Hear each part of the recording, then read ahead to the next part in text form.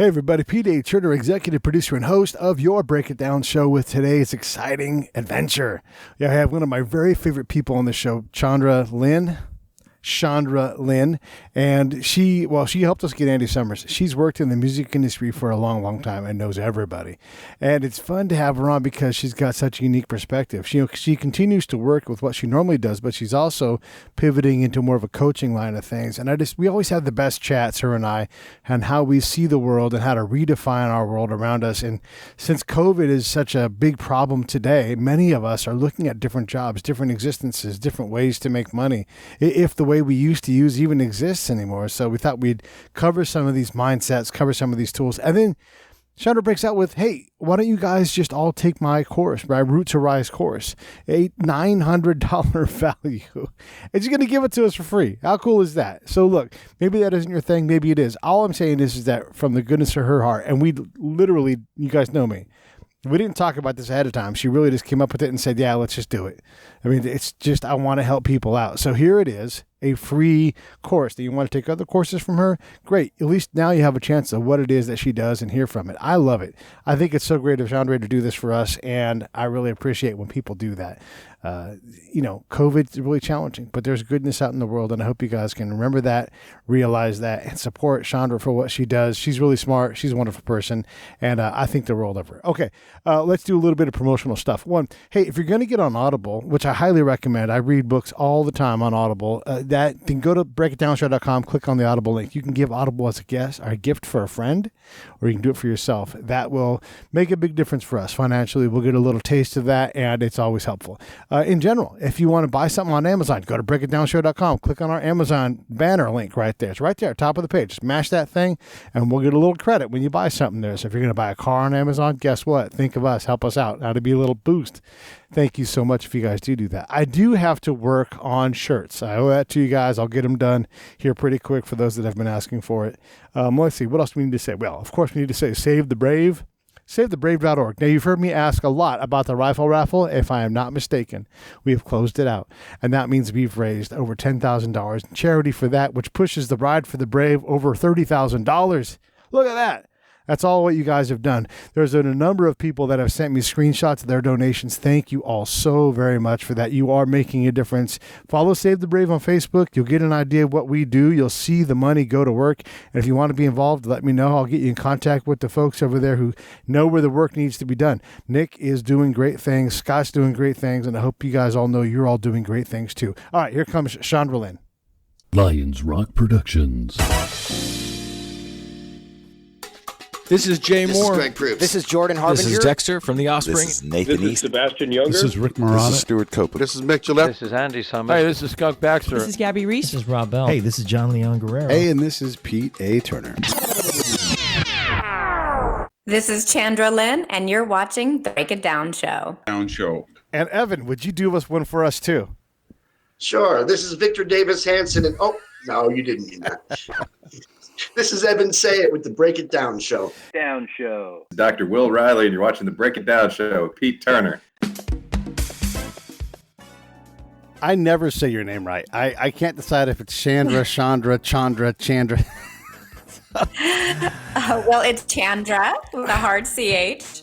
I thought so. And then the other day I thought you softened it up, and I'm like, oh, she says Chandra. Because I was like saying Chandra the other day. Anyhow, who cares about it? My Facebook Live is going live on me, so sorry if there was a little audio glitch. Yeah, it's Chandra. Thanks for asking. Yeah, and we've known each other for a number of years now. We've worked together on a number of guests that you've brought on the show. You helped us get Andy Summers. Holy cow. I mean, it's just, a lot of wonder. Dave Audet, who's I don't know if I can call him my friend. I think he's my friend, but, if you like Pete. Dave's everyone's friend. Yeah. He's a super sweetheart of a guy. And then Did you know he moved to Nashville? I do. Yeah. And then there's Joe Solo. Joe, happy birthday, Joe, by the way. Happy birthday, Joe. Yeah, his birthday was just the other day. And yes, you have to call me. We have to talk. But in general, I thought we might catch up and talk a little bit about, because look, in the music industry, you're well established and you know everybody, and you're able to move within that network because you've built that thing. But for anybody in modern times, COVID times, you have to be ready to pivot and to reimagine what you do, which is something that one of the reasons why your network is so robust is that you're always reimagining, reinventing, being creative.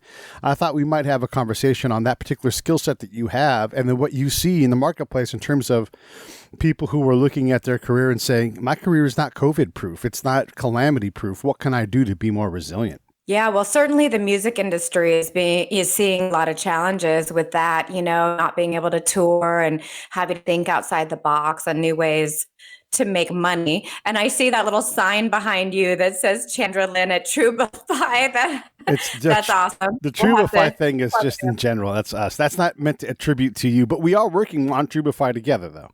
That's our that's one of our new projects that we'll have to, notify everybody about. But bottom line with that one is that it's helping artists find new ways of monetizing. So it fits right into this conversation, which is why I brought it up. People might be like, she doesn't work for Trubify. No, I work for myself and I have for a long time, with Glow Marketing in the music industry and working with other brands like, Apple and Mercedes and Tyra Banks and, whatnot. But actually, recently I've been working with a company called Mojo Vision and a telemedicine company called Eden Health. So I've branched out a little bit beyond the music industry. But, the thing about the music industry is that they are having challenges right now, obviously, with how to make money. And so the Trubify thing interested me because I was like, well, anything I can do to help artists make money and, keep the flow of the creativity and keep the music out there, I want to be a part of and roll it out. So I'm really hoping that that'll be something we can more formally announce for NAMM. But yeah, I hear what you're saying, that career pivots are huge right now. People have been, plodding along with certain career paths and they're realizing, they're not pandemic proof and I've got to, figure this out. And, I just have to tell you, Pete, that before this show, I listened to the one that we did a while back together, and it's amazing how relevant it all still is. We actually were talking about career pivots back then too. Yeah. I think it's just something that's always, very important to look at because people can get so stuck there and so much pain and everything going on with not being happy with your career. And figuring out, what's authentic, but also can give you the financial security is just top of mind for everybody. And especially these days with the pandemic. So what you actually gave some advice I'm going to remind you of, because maybe it's not as fresh for you, but you had said, a lot of times you'll recommend for people to just slow down.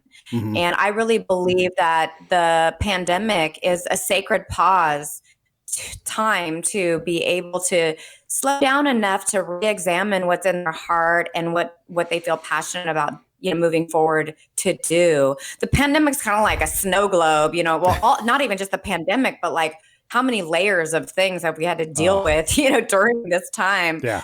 And it's like the snow globe that's shaking everything up and nobody knows where the snow is going to settle.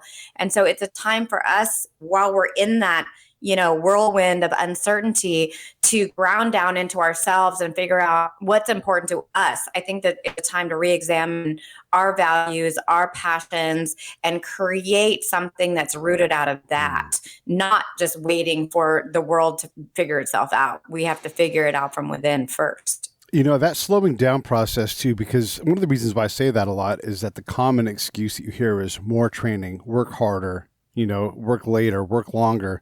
And those things are all, you have to work hard, but there is elegance in what you do as you get better at it. And, like when I hung that sign up on my homemade hat stand, I couldn't figure out how to get the string to do what I wanted it to do because, in my head it was going to work one way and I had to just slow down and go, I can make this thing work. And so I figured it out. And I thought to remind myself, like, this is about that elegance of a solution that's the right solution in the right time. And I think your snow globe example is fantastic because you shake the snow globe up, you look at it, you gaze in it. It is truly your world. I have a different snow globe than you. It looks different. It behaves differently. And yet we're in the same bigger snow globe. So I have to allow let's say you're an anti-masker, Trump supporter type person, I can't just ignore you. I can't eliminate you. Let's say that you're a creative person and you are trying to figure, you haven't been paid in 6 months and all of your gigs for next year, who the hell knows? Those are all different people that are stressed out in different ways. And if you're just sitting there staring at your snow globe, getting mad because people are not doing what you want them to do, you're not going to be as successful as someone who slows down and says, okay, there's a lot of people involved in this. Like with this, not to bring up Trubify again, but with the Trubify thing, like we've all heard a million startups say, I know how to save the world. I know how to save, make your money, so we can't just say, here's how you're going to make money. We have to say, hey, this is something we can work on together. What are your thoughts? Yeah, I think what you're talking about is kind of co-creating. There's external forces and then there's internal forces. And when we can say, well, we can't control everything, we can only control certain things, but to not feel completely powerless because we can't control everything, we look at the power and find our personal power from within and then go, okay, I'm going to co-create with that, with those forces, because it's not something that you're going to be able to fully control, but it's also not something where you don't have any. And I think that's where that balance comes in of going, well, what can I offer the world? What can I do about all this? Because it's just so frustrating to feel like you can't do anything. And I think with that said, people are saying, well, I'm not even going to vote because it's not going to matter anyway. Shit's just fucked up anyway. You hear all that. And it's like, well, actually, we still energetically and, have to show up in the world and do our part. And then ultimately it will shake out how it shakes out. And we can't control everything, but we can show up as the best versions of ourselves to support the collective. And then the ability to moderate what you put your energy and attention into. Anybody who hasn't seen the Social Media movie on Netflix should watch that horror show and then actually take, individual action. And I'm not saying get rid of social media. I think you and I both, especially, like what we do requires a social presence. We're on it right now. Right. Yeah, we're hopefully bringing good things to people right now through it. Right. Yeah, I actually saw that documentary. It's interesting. It definitely had its bent and, it definitely, I think the challenge with that one was it kind of ratcheted up people's fear. And I'm not into things that add fear into the world, but I see that it was a definitely a cautionary tale of what can happen with people, trying to control you. It's really great to have that critical thinking, and know that there's more forces at work. And if you're seeing certain ads, that's deliberate and whatnot. But, there's also, like you said, ways that you can leverage to your own benefit and do great things for lots of people with it.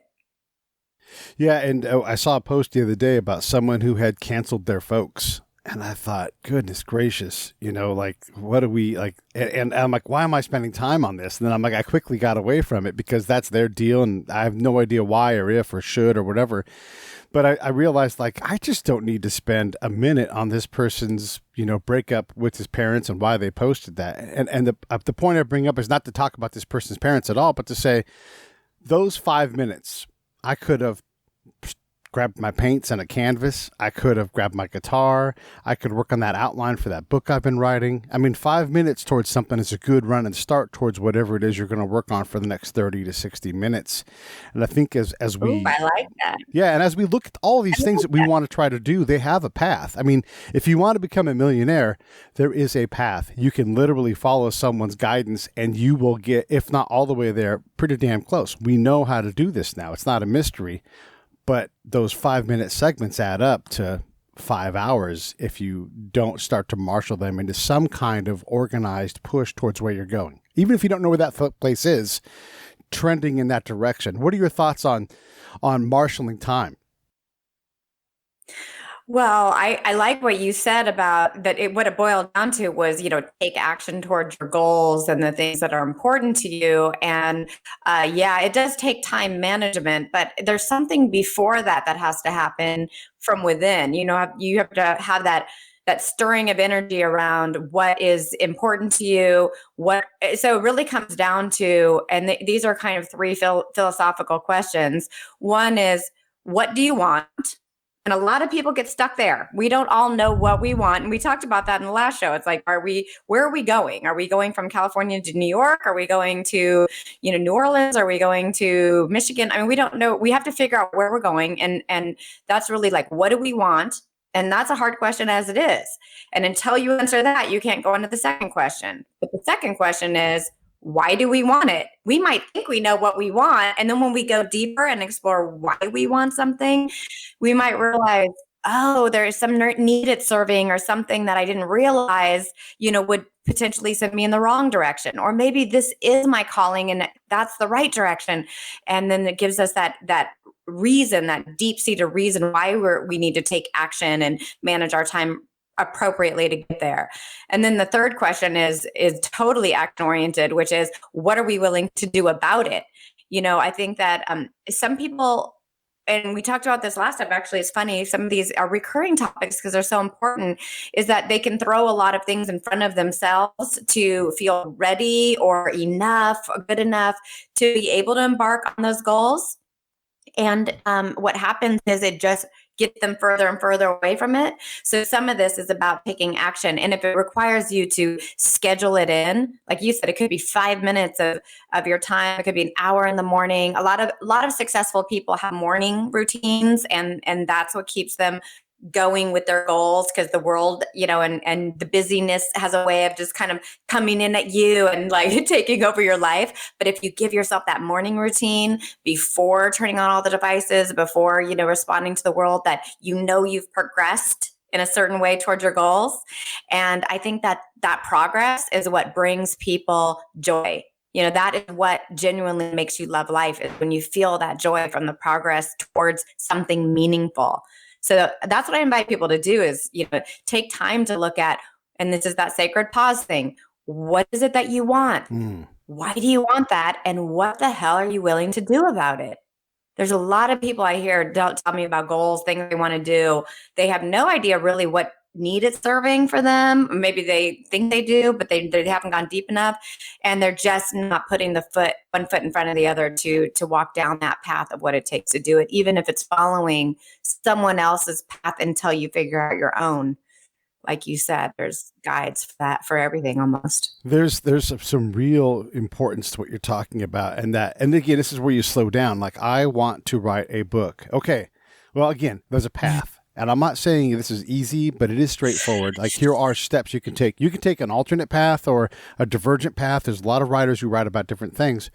But if you're not willing to go ass in chair for, let's start with 10 minutes and build up to 16 hours, if you're going to become a writer, then you need to at some point say, I have to either develop ass in chair strength, or I have to find something else that I do within writing to make my money, to support writers. Maybe, look, not everybody's a writer. Some people are editors and some people are book marketers. There's a lot of things you can do, but if you don't start to go, what do I need to prove to myself? To get into shape is fairly straightforward. You have to, you have to work out on some kind of a schedule. You don't have to be a Hulk at first, but what's a reasonable path that you could do every day and succeed at? It's cool that you brought up writing a book, because I decided to turn my Root to Rise program into a self-help book. I'm saying it out loud to commit to more than myself on it. But as some of your listeners who have heard our shows before know, and many new ones don't, that I have an online course called Root to Rise. And actually the framework is right behind us. So this is the infographic for it. And a lot of people have asked me, well, first of all, people are getting burnt out online. And so they want something physical, like a physical book. So I've been, more encouraged to write it and put it together and make it a standalone thing. They can go to the online course to watch my videos, but they can, some kind of thing they can work with, a workbook type of thing. So I've been working on it, and I don't say myself as a writer. I mean, I have writing skills, but a lot of people share that desire to have a book or, write something. And now more than ever, it's easier. You can self-publish through KDP, through Amazon. And it's not like in the past where you had to have buy 1,000 books, work with a publisher, and then just see what sells. Now, they can print on demand, and it makes it really affordable. You can publish author, no problem. But yeah, to your point, that when you identify a goal kind of like that, I want to write a book or something, that you can break down steps. There's a really great book, The Artist Within, that talks about, and there's a companion workbook to that one too, talks about how to get that book done by scheduling that time for yourself in the morning, and do morning pages, writing an hour a day, that kind of thing. And so, thank you for that link. That's my course on teachable.com. It's called Root to Rise. And I hope to have a book for everybody, within a reasonable amount of time.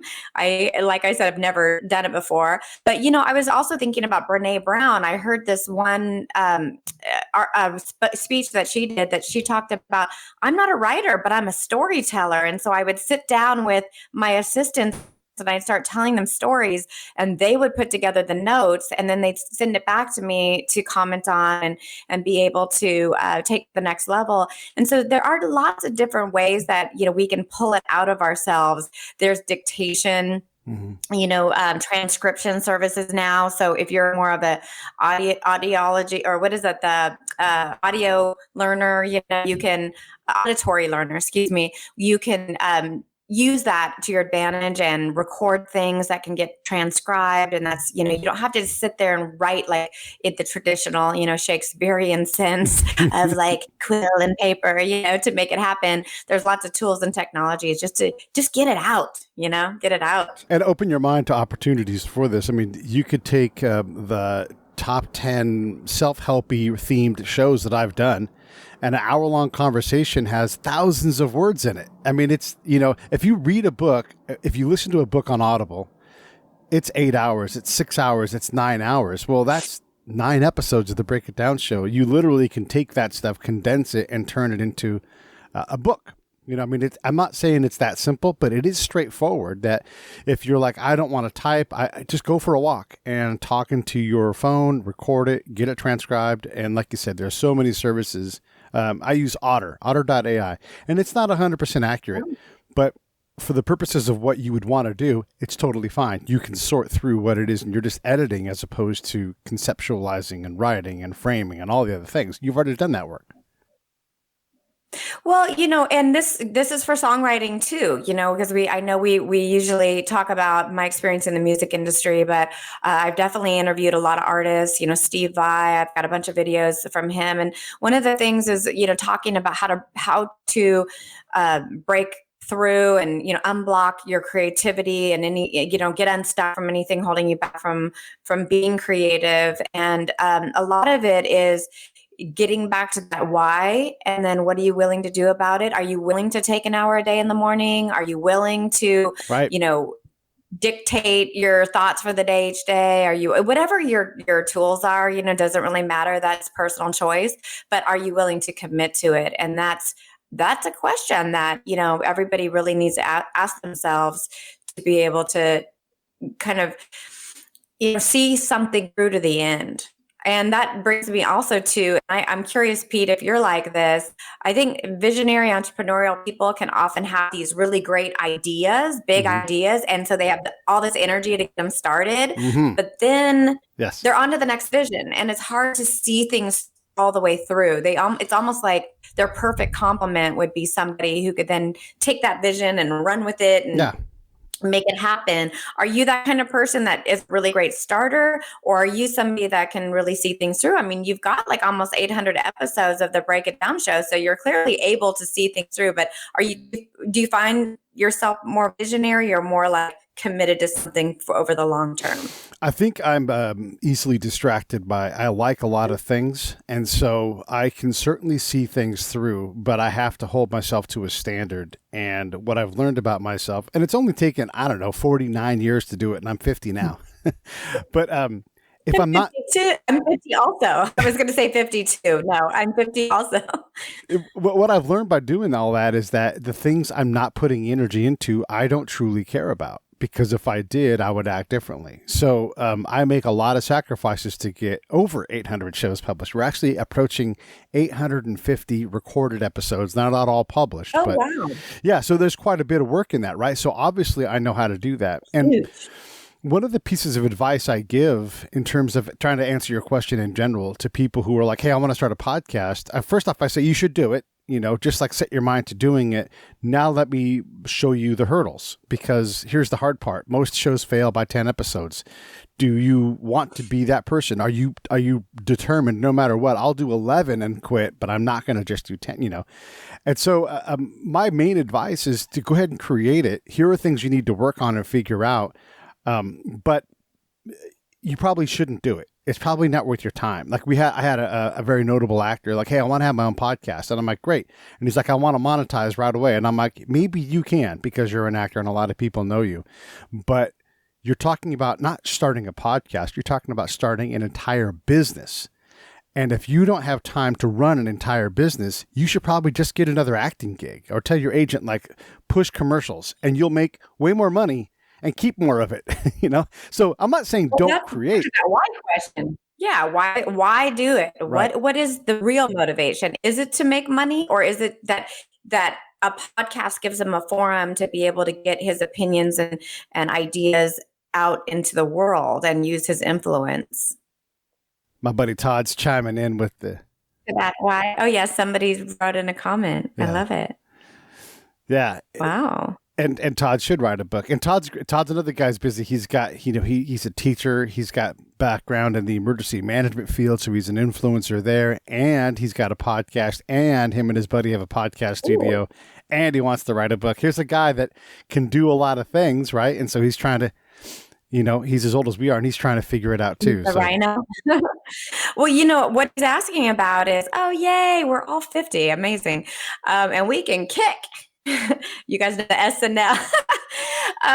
So you Todd mentioned taking short pieces and turning them into the book, and a book. And I think that that's fantastic, because people are used to reading bite-sized pieces nowadays. I think that there's definitely, obviously, a lot of people who love long form novels, but I think people are conditioning themselves through social media and the way we digest information online to read shorter pieces. I know Glennon Doyle, I was just looking at her book, it's gotten really popular. I was reading and I was like, wow, all these are just like little stories, each chapter. And so, yeah, maybe it's not as daunting for some people to think of it in terms of just lots of smaller stories that can be weaved together for maybe an overarching theme. So yeah, there's all kinds of ideas on how to do it. Yeah. Let's change gears a little bit. Okay, we've been talking about things like books and all that stuff, but let's just get gritty and let's talk about that person whose life has been completely changed. They had a job like, all kinds of people have had their lives completely changed in terms of professional. Like tattoo parlors are struggling to stay open and get business. And even though you're open, people are terrified to go out to your business, right? And so you're trying to redefine. We talked the other day about office managers, and you're hearing everybody like, hey, we're going to shrink our corporate footprint and push everybody home.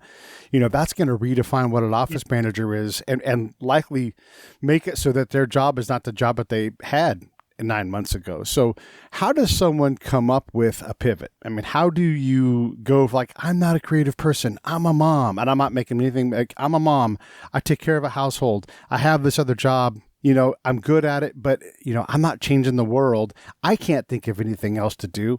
How do we get that person thinking differently about what it is that they want to do with this next chapter of their life, should they decide to pivot? And should they decide to pivot?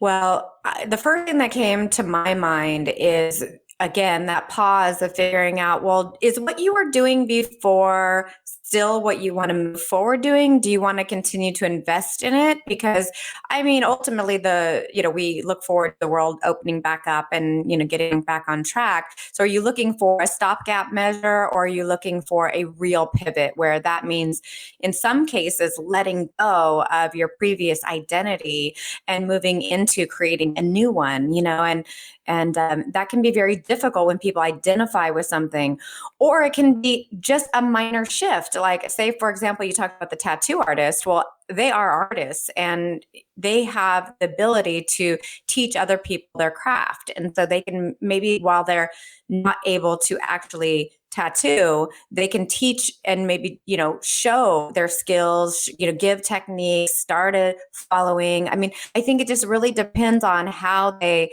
want to proceed as far as whether they're just trying to get through the immediate pandemic and kind of keep on with what they're doing, or if they want to take the opportunity to go, I did that and that was great. And it's part of who I am, but we're all, in my opinion, multifaceted diamonds. It's kind of why I created this logo. It's hard to line up. It's a logo of a heart. We're all multifaceted diamonds, and some of our aspects we reflect in the sun and some we keep in the shadows, and we don't show people. So what facet of yourself are you ready to show and put in the sun? Maybe a different facet than what you've had it in the sun before. So I think that's the first step, is deciding that.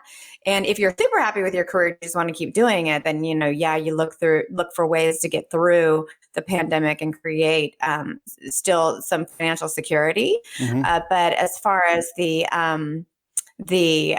long term, do you want to still hold on to that identity, or do you want to do something new? Could be a time to go back to school, could be a time to start a business. And it gets back to what do you want to do, why you want to do it, and what you're going to be willing to do about it. Whether you're in a pandemic or not, you have to answer those 3 questions. I like to think about when I give this kind of advice, again, typically towards podcasters, but in general with young folks, is modeling, mentoring and making it happen. Like, you have to have that motivating factor. And so, yeah, if you're thinking about a pivot and you're trying to decide what to do, who's out there doing something? Maybe you're a big Brene Brown fan, and you're thinking like, I'd like to do something like she likes to do. I want to speak. And by the way, Brene's business has completely changed in the last 8 months. Everybody's had to go through this. So, she's not really a writer, but she puts out books. She's a speaker who's having to do something other than go speak at live events. She's had to do it. So maybe she's your model. And then find a mentor who's 10 years ahead of you in doing what you're doing, or who has that kind of advice. And again, I think, Chandra, these are like incremental steps. Like, if you can't go out and research, what it is that your pivot might be, and look for and pitch mentors, not every mentor is going to say yes, then you probably need to work on those facets of your game, because that goes right back to that third facet, like that making it happen. Are you making it happen?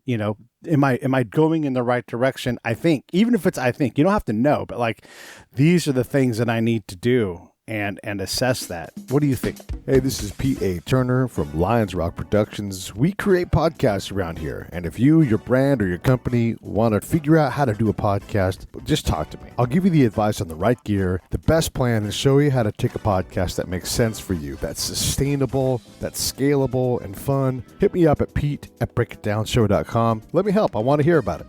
These are the things that I need to do, and assess that. What do you think? Well, I think that, what I would do first with somebody who came to me about this is really talk to them about their needs, because needs really motivate our decision making. And so right now, people have a stronger need than ever for security. It's that, the Maslow's hierarchy of needs. Tony Robbins and Chloe Madonnas came out with an adapted version of Maslow. And then I've adapted on that further in my Root to Rise course. But the thing is that when we understand our needs, we truly understand the motivations behind what we're doing. And so for me, I would say, are you being motivated by the need for security? Because if you are, then yeah, you're going to do something to just try to make money right now. It may or may not be the end all be all. It may not be connected to your true passions or your heart, but you're doing it because there's an opportunity. The pandemic has opened up opportunity in some lines of work, for people that need, say, delivery services, or, there's certain lines of work that have gotten, where they're way more popular right now or needed than before. And if you're just wanting to find, an opportunity to make money, then there's, researching those. But if you're, say, on the other end of the spectrum of needs, and you're just really wanting to be in service, give beyond yourself, you have a need, a need to really do good in the world, you may be looking at a different type of pivot. You may be looking at the type of just really meaningful giving back, kind of mindset in terms of what you're building your business around. So I think that there's a lot. We have 6 main needs, and there's times when we have to tap into, well, what's driving our decisions for what we think we want to do? Is it just this immediate need for security, or is it something tied to a higher purpose? That was pretty much my point. One of the groups, I think, especially in our age range, that struggle with the pivot is going from a mom who's constantly momming to a mom whose kids are out of the house or primarily out of the house. And like, I just did this for 24 years with these 3 kids, and now I don't have a purpose. And it's gut wrenching. All my friends that are going through this, I feel for them. And it's like, it's just an opportunity for you to explore this. But, I'm a dude. You tell me, like, how do you advise your friends that are going through this time? Because you can see them struggle with it. Yeah, I definitely think at this age group, there's more of that going on. These friends have been in total selfless devotion for Yes. years, and they haven't really put themselves first. So I think there's going to be a discovery process of what is meaningful and what they want to do. I would love to tell all moms out there, because I'm a mom myself, that it's giving that time is, first of all, a noble deed. You're raising human. There's no more important job. But I think that there's a lot of skills that we learn along the way to be able to be great at that. And so those skills can be transferable to something else. It can be great with education. It can be great with support. Some moms are going into coaching. Some moms just have a personal passion of maybe a craft that they've honed in over the years, and they're building a business around that. They can jump on Etsy. There's more opportunities with the internet than ever before. My son, who's 14, just launched a business on Depop, which is a marketplace for used clothing. He's doing recycled and upcycled apparel as a way to kind of help, the earth, and promote that you don't need to buy everything new, anymore, and promote manufacturing. Instead, you can use the resources that are already on this earth. And I think that because of marketplaces like Etsy and Depop and all these kind of places, it creates opportunity for everyone. And so just getting down to, well, what are these transferable skills that I have? What do I really enjoy doing? I have one mom who, she has been posting the most amazing baked goods. Her sourdough breads have artistic leaves and all these, things built into them. She came to my Root to Rise online. I had a live workshop for Root to Rise, and she showed up. She didn't know me. She just found me on a group and said, "Oh, this class looks cool," and showed up and was brave enough to do that. And I've seen her transformation since then. She lost a bunch of weight. She got into baking. It's very, very artistic baking. Now she's doing bake sales. I'm seeing all these people clamoring to want more. And, who knew back then that was what path was going to be? But it unfolds if you're really listening to your heart. And if you can build a community, you can probably service several things at once. If that kind of work is in your heart, I know, we've looked in here at the house, we've looked into different franchises, and one of them is a snow cone making company. And you can literally go out and say, hey, cover my costs, and the rest of the money goes back to the charity, or whatever it is. And Todd's talking about his passion for saving the rhinos internationally. I love that. Amazing. How do you build some kind of event just to, that nonprofit, and they get $1,000 check from you. They don't know what's coming. They're like, oh my God, it probably comes at the perfect time when they have, the refrigerator in the office, whatever it is. They're like, this is going to help us, now we don't have to pull more funds out of this. They're already doing a lot.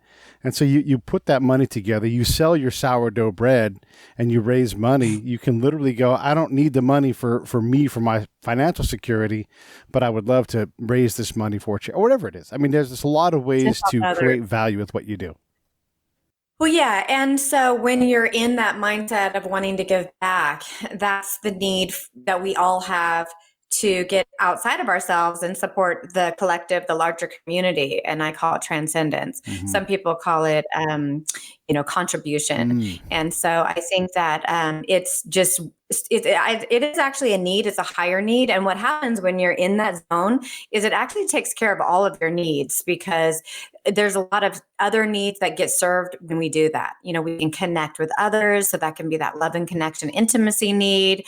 We can grow because there's so many ways that we can learn to do that and support other people and give. And, there's variety, and there's so many ways that when we get into that mindset of giving back, that it can serve our own personal needs.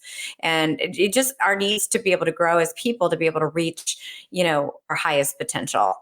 And that's something I'm always in support of with people, because most people don't have the mentality to think that it's possible. They for whatever reason, over the course of their lives, they've developed limiting thoughts. It may have been not having support as a child, or being told that they're not good enough, or comparing themselves to people in the media that seemingly have these perfect lives. There's lots of reasons why we can develop this mentality of, well, it can happen for somebody else, but not me, or I'm not good enough. And I think that those now, especially at our age, it's time to break down those beliefs, break it down, break down those beliefs and go, they're not serving us anymore. We have a certain amount of time left on this planet to do great things, to transcend our own needs, to give back. And of course, this is why we can no longer have the limiting beliefs in our life.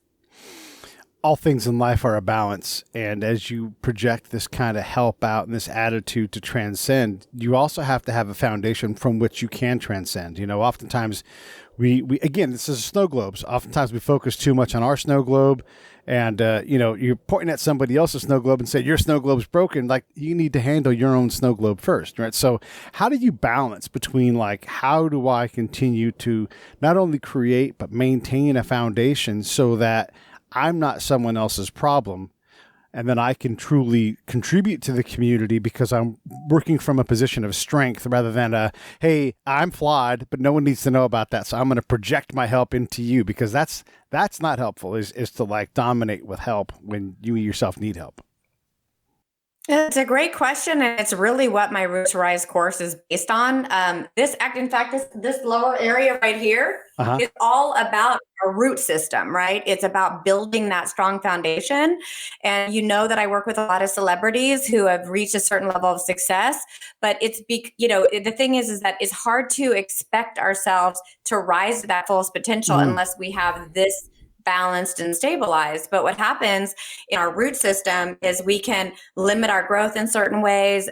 External factors can play a part in that and limit us. And we have to find ways to, encourage and nurture our roots to grow, break through any obstacles holding us back.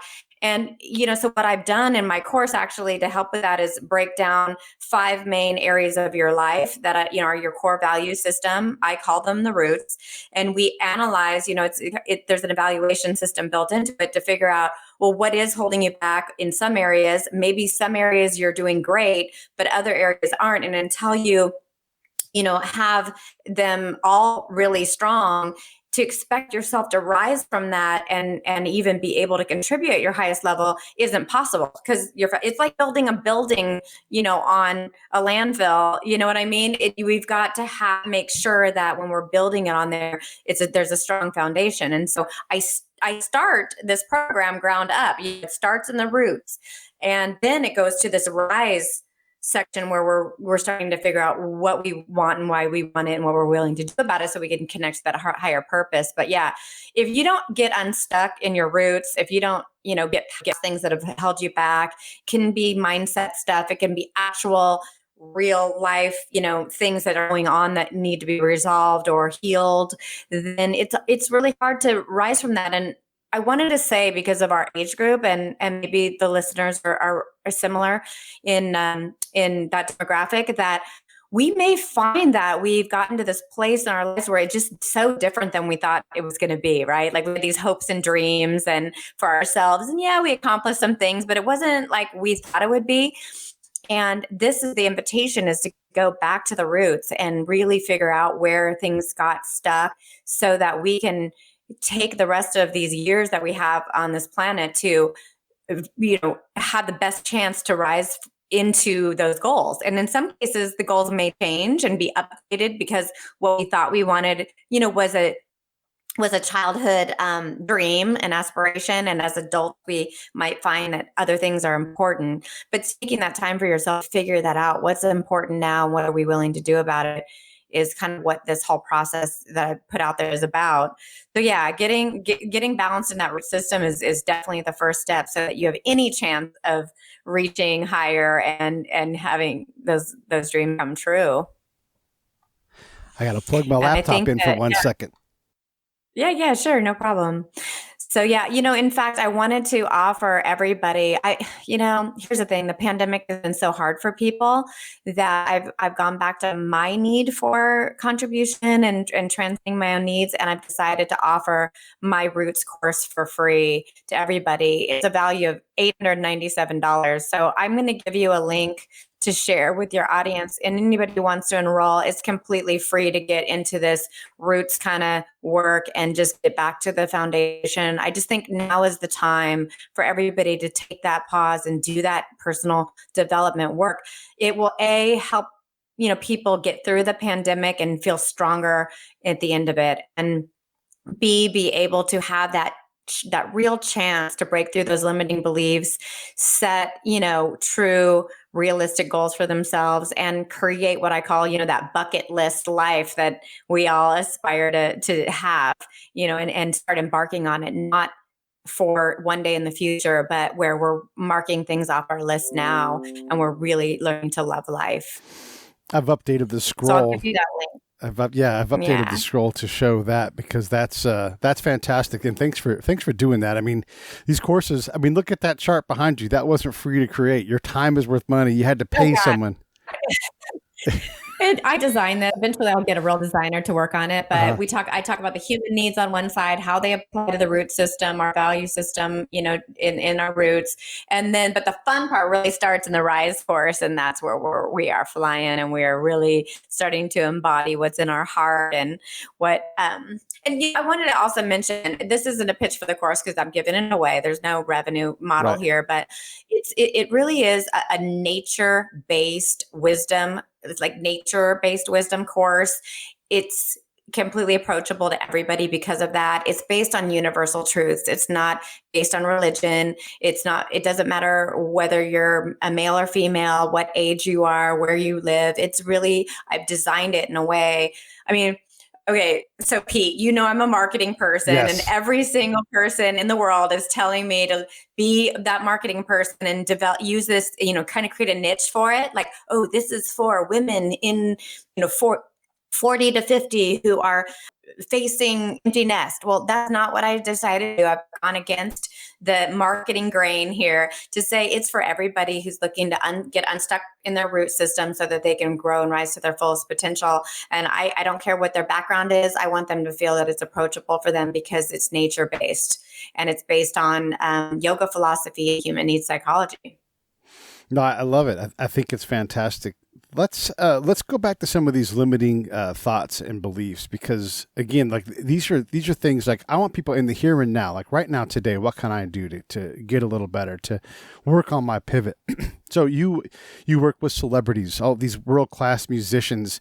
It's impossible to be like Chandra. She's just so amazing, and she does yoga and she does all this stuff, and I could never be like that. The thing I would say is you work with incredibly talented people, and they don't know everything. It's easy to think that they do, like, oh, this person makes such incredible music. But I've had so many musicians tell me, I don't know how to do that. I just play the keyboard. I just think about things sonically. And they, like, if you told them about Instagram, they'd be like, I don't know what you're talking about. Because they're so gifted, and their capability is so brilliant, but it's peaky as all get out, and they need help from someone like Chandra or that next person over there who's like, oh, Instagram is so simple. They would love for you to say that to them. Let them say no. That's the other thing. People borrow no. Oh, they'll never want this. No. That they're too big to want to work with me. Like, let them say no. Take a shot. It doesn't hurt. Well, yeah. I mean, nobody can be great at everything. I do know people who are Jack and Jill of all trades, where they're pretty good at most things. But in terms of being a master, it's usually because there's been a focus, a lot of time and focus spent in a particular area. And, I talked to Steve Vai about that because he's considered a guitar god, a Right. guitar great, and he admits that a lot of it has to do with how much time and energy he's put on it, focusing on that. And that, by nature of that, there's other areas in his life that he's had to develop as he's gotten older and had mindfulness and awareness about that. And that's kind of why I developed the root system the way that I did, because you can be really good in one area. Say, we're talking about, say, career, but what are you not doing? What are you not developing? Right. You might be really, gung ho in your career and on the road and, making it happen. But there's a few things that might not be happening. One, your own health and fitness, because you're on the road and you're eating out a lot and you're, rushing around and there's no gym and, so your health and fitness might start to suffer. And he was telling me how he was on the road with David Lee Roth, who was like super acrobatic, and he had to do everything he could to keep up, physically with him. And, he found some lifestyle changes, veganism and things like that helped him find his energy and stay in shape for that type of thing. When you get really good in one area and have all that focus in one area, another area might suffer. Another area that can suffer when you're living that kind of lifestyle, which a lot of people dream about doing, which is why I'm focusing on it. They want to be successful enough to be traveling around the world and things like that. Is our relationships. They might have a partner at home who's living a very different lifestyle, and they have to somehow continue to create the connection and intimacy. And I definitely, guys on the road and women, musicians, whoever is traveling and being the one out in the world might have a partner at home, and that's very grounding. So it meets their needs, but that partner might have needs that aren't getting met because that person isn't truly available. And so, they have to work on relationship issues. So where they might not be, where they might be completely fulfilled in a career area of their root system, there could be other roots that are compromised. And so, we talked about this in the last podcast, but it's so much about live-work balance. That seems to be a recurring theme in all that I do, is helping people create that balance, because it's in that balance that we create a strong foundation for ourselves. When one area is weak, okay, it can compromise your whole tree, right? Your whole, being. For example, health. If your health goes bad, like what are you going to focus on? If you get coronavirus, God forbid, that's going to be your focus. You are not going to be, rising to anywhere else. You have to fix that first, right? You have to heal that.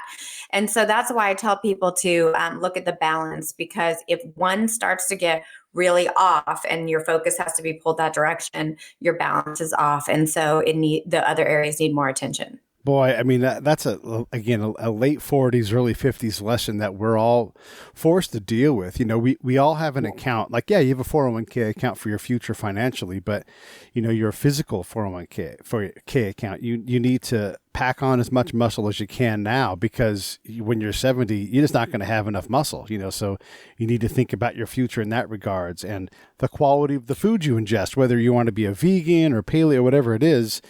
The better quality food, the easier it is for your organs to do their job properly, which, by the way, gives you better fuel to put into your brain, because when you eat crap food, that stuff gets processed and tears your liver apart or whatever, your kidneys get torn apart. And then your brain is like, hey, I'm dealing with, low octane, food. And so your brain is being torn apart. And all these things come to be like, realize, holy cow, my skin is looking different now that I'm 50. My what's that pain in my back? What is, I've got stenosis started. All of these things we have to, because we're all going to live longer than we thought, I guess, at 50. You have to think about balancing that part. And it's not just go, work. It's like a balanced approach is a very smart thing to do, because when you're in your 50s, you're going to have a significant life scare.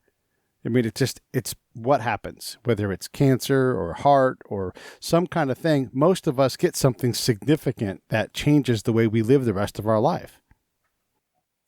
Well, hopefully we can prevent that from happening, not have that be our wake up call. If it's interesting with food, and I've thought about this a lot.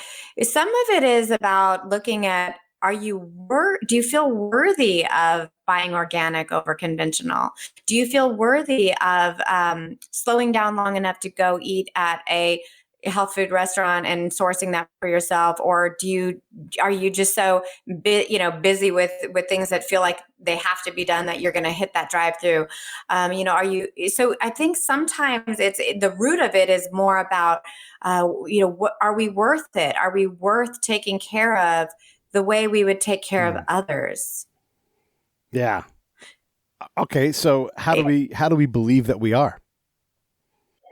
Well, and it's funny because I remember one of my friends saying, I would give my kids the whole cracker and then I would eat the broken crackers. Like I would always give them the whole. It became a metaphor for not feeling worth the whole. When did I not be worth the whole cracker? And I think that it starts with that awareness that you're doing it because that you're putting other people first or somehow valuing other people over yourself. And so that then you can start making daily choices, just small choices. Give yourself the whole cracker.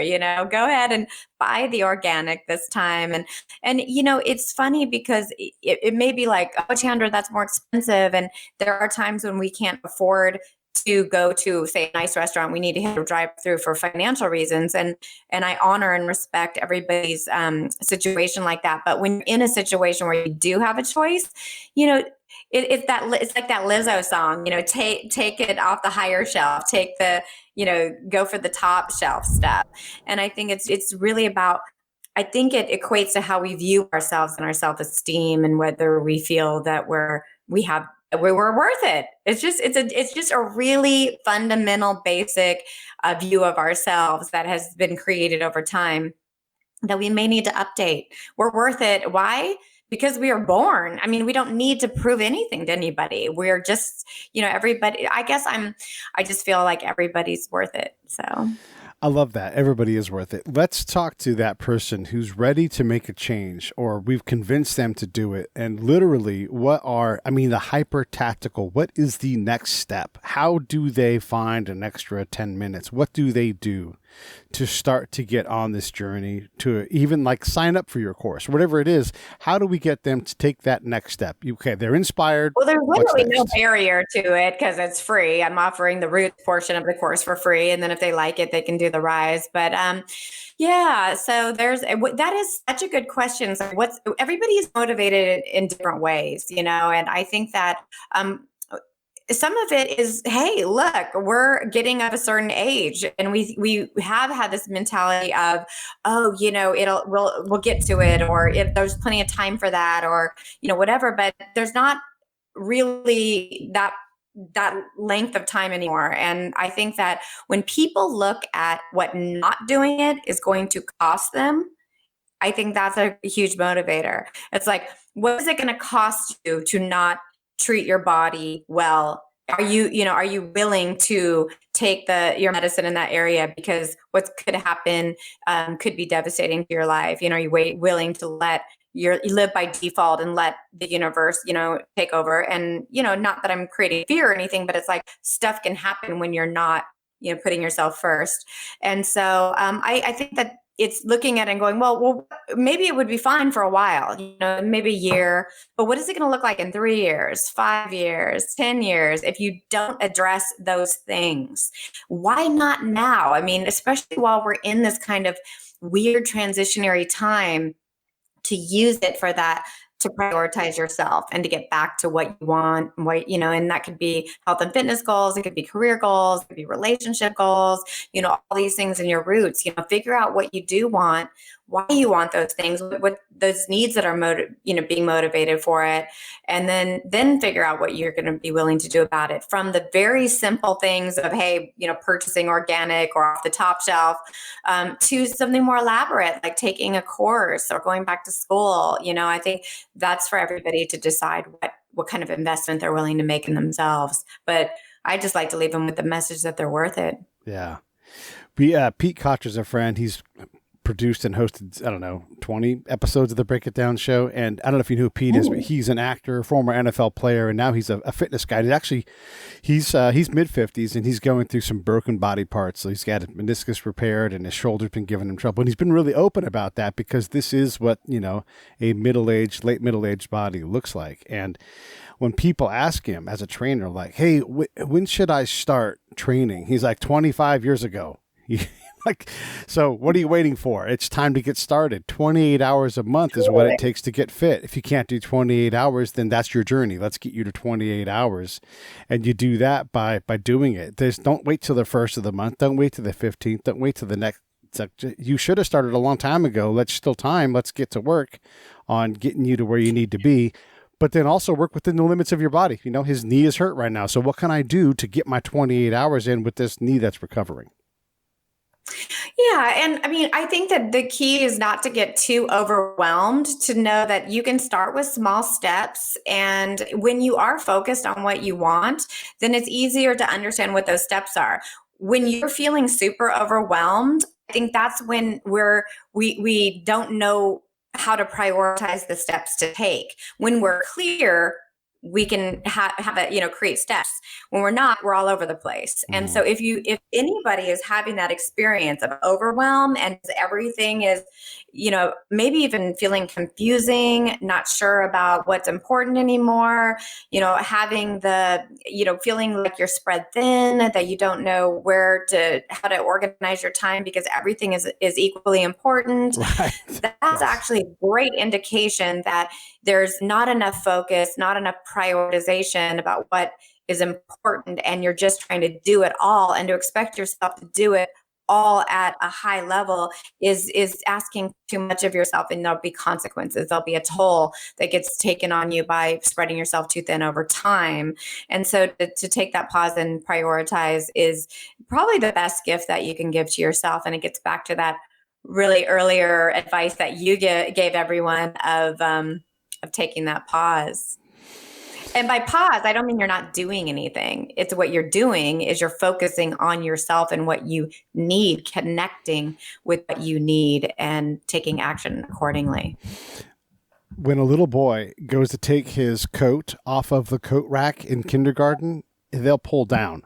And if the coat doesn't come off the hook, you know what they do? They pull harder.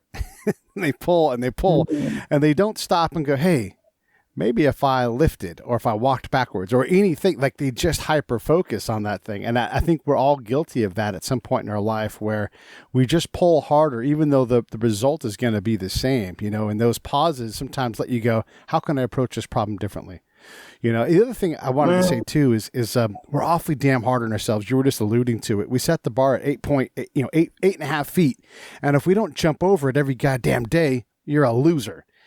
But the reality is you're not going to jump over the record every day. Just constantly be productive and don't lose track of the fact that, you know, you're a mom, you're running a household. You cooked 2 meals today, 8 total meals for people. That is a significant accomplishment. It might seem like nothing to you. Reassess that thought, because really, like, that means you had to get groceries, you had to account for a menu, you had to do all of these things to make these meals happen day in, day out. Don't underestimate what you've done, because it's likely a lot more than you realize. Well, yeah, I think we do have high expectations of ourselves, because in addition to managing all of that on a day-to-day level, then we expect ourselves to also do really great things out in the world and be recognized for them on a bigger stage, especially now with social media. How many people liked it, and all of that kind of stuff. And I think that's why getting back to what's meaningful and important to you is where you can start to focus and be able to make sure that what you are doing, is significant, and it's not that you're just doing everything for everybody all the time and you have nothing, you're just going to burn out, and feel overwhelmed. But if you're really focusing, then you can do great things. And like I said, with the musicians, a lot of them are really great because of just the amount of time they focused in a particular direction. So if you have a goal and it just seems to elude you, it may mean that there needs to be more focus, going that direction, and just don't lose sight of the other things that need to be kept in balance while you're doing that. And I know that's a big ask, but it is possible when you break it down. Well, listen, we're running out of time because we've had you for about an hour, and I know you're always a busy. I'm running out of battery life. I started completely full on this laptop. I'm wondering if the mic sucks the juice or what's happening. I'm down to like 5%. Yeah, it's USB mic. Oh, thank you, Todd. I'm rooting for you. That is so cute. I'm rooting for you too. Let me know how I can help you, the rhino work. I would love to. I saw rhinos in Africa, and it was just majestic. Yeah. Everybody should definitely check out. Let me put it up here on the screen here. Chandra's website. Hook up with her on LinkedIn as well. I mean, that's where a lot of her stuff happens. If you don't need marketing, there are other things that she has, but just in general, you can follow what she does there. And look, if you guys can't tell, I just love the hell out of Chandra. And whenever we talk, it's always just these great exchanges where we just feed on each other. And I get excited. I want to go work. I'm going to go get in the pool here next, but I always want to go back to work and work on things. And you're just such an inspiration. I just love what you're doing. I love that you're kicking out this course for free for people. It's anything to get folks in the right direction. You guys have a great model and a great mentor in Chandra. Oh, thank you. Yeah. So glowliving.com is where there's a ton of free resources. There's also a free quiz on there that'll tell you what your top driving hidden force behind your decision making is. And it relates to your needs and how how they're driving your decisions. So I invite everybody to take the quiz as the first step to their journey, because when they learn what's motivating their decisions, and they can make great decisions. And I think great decisions is what puts you on a path to a great life. So I would say glowliving.com and take the free quiz first. Then you'll learn, your top driving force that's behind your decision. And then you'll learn what the other forces are that are at work through some emails that you'll get. And then you'll be introduced to the Root to Rise course. But I'm going to follow up with a special link to give you the free Roots Part 1 of Root to Rise course. I guess after the show, we'll post it. Perfect. I'll put it into the show notes in YouTube and then the overall podcast notes. If you guys are listening, look in the podcast notes to get Chandra's offer. All right. So yeah, and I'm a big fan of you too, Pete, and the Break It Down show. And I would also love to share our past interview. So maybe we can add that link too, because like I said, I was listening to it this morning and there was so much goodness in that one too. Well, look at that. And we cover some different right there. There it is. There's the link if you're looking on the page. Yeah. You guys check that one out. That's another hour of awesome content. I loved that interview. We talked more about the music industry in that one. Yeah, we did. So anybody who wants to get more from Chandra, you know where to go now. LinkedIn, for sure. Check out that first interview. And in any podcast episode in the notes, and gosh, I took a lot of time to put these notes together. I put relevant shows in there, and I always put the live version if you want to hear or watch that. If you have any other questions at all, you guys can always hit me up at pete@breakitdownshow.com, or you can hit me up at Pete A. Turner on any social media. Chandra, hand out your handles for where you're at and working on social media. Oh, okay. Yeah. You can go to Glow Living, and that's the main one to use. I think on Facebook, it's actually facebook.com/glowlivingcom. And then on Instagram, it's just @glowliving. And then everything's linked up from glowliving.com. Just go there and you'll get everything. And definitely follow me. And you can email me too at chandra@glowliving.com. I would love to hear from you.